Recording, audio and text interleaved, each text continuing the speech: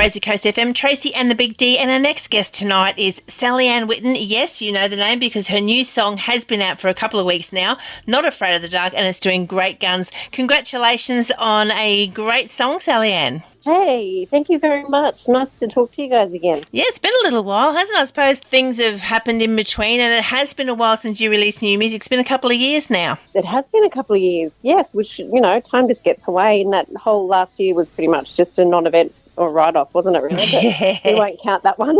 So did you have this song ready to go before everything hit, or is it ready to go after it? Like, did you write it during? How did it all come about?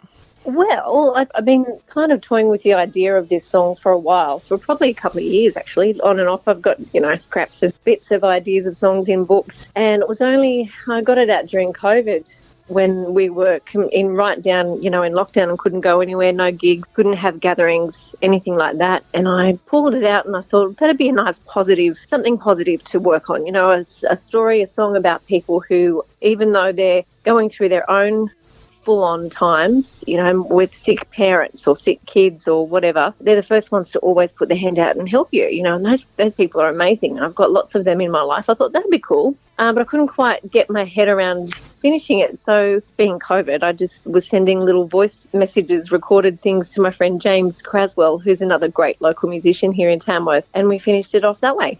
I know how everything changed and people were co-writing via Zoom and, as you said, little voice grabs and that. Do you think that's something that may stick around for a long time? I think so. Yeah, I think so.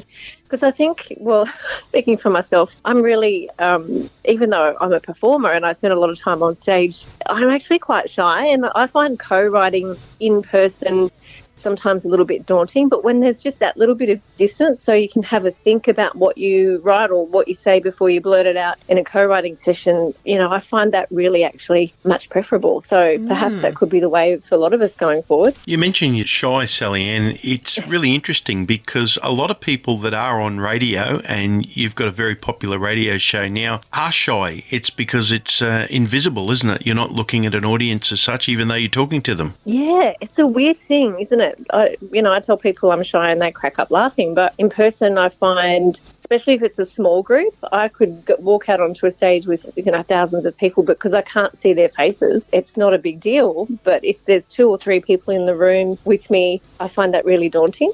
Is it a case for you when you walk out onto that stage, you're playing the character of Sally Ann Whitten, the performer?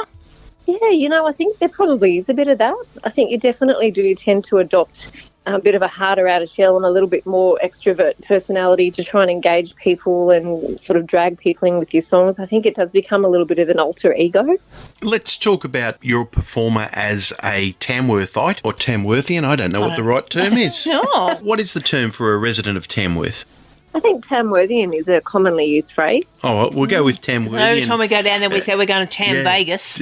Yeah, that's right. So it could be a Tam vegan. No. Tell us about what the festival is looking like next year and how important it is for the community to get that festival back going again. Oh, well, it's going to be the 50th anniversary, the next one. So there's lots of talk. The council and all the shareholders and interested locals have been doing weekly meetings now for a while. Fingers crossed, if all goes to plan and COVID stays as it is, it's going to be huge. There's all sorts of things planned. Obviously, it's a huge boon for all of our country music performers who have had no festivals, or they're just starting to get back to the odd smaller festival. So they're all really kind of banking on it. But also our local community are really banking on it as well, not having one this year.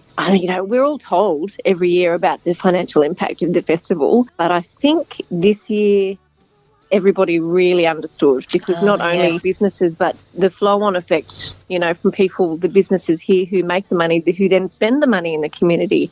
That didn't happen. So everybody's really feeling it. So we're all very keen for the next one. You're getting gigs around Tamworth all throughout the year. Is it easy or hard for you to go back to your place and say, hey, I would like to get a gig because I've got friends and fans and that coming down to Tamworth?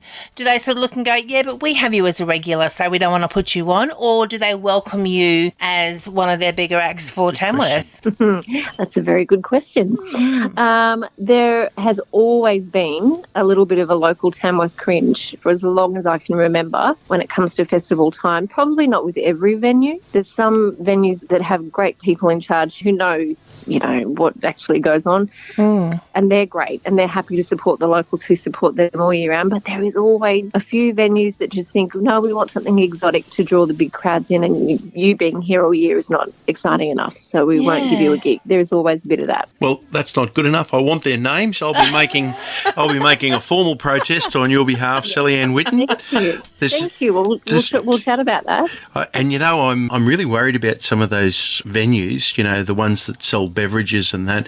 We've got a lot of mates who go to Tamworth every year, and I reckon they might have gone broke with them not being there this year. So I think they'll be bringing their appetite and their thirst with them next year in the 43 degrees you always put on for us. Oh, and the irony was perfect weather. It was so hot. It was just glorious. It would have been so good.